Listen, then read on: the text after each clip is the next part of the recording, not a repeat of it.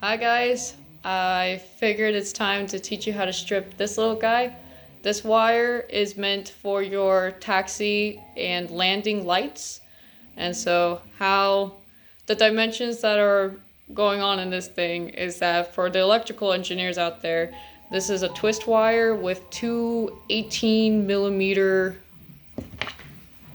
size 18 AWG wires twisted together. But for my mechanical engineers out there, the diameter of this wire is just, I want to say about about 3 millimeters. So what we got going on here is that we have this cool Cosmic 927RX micro cable stripper.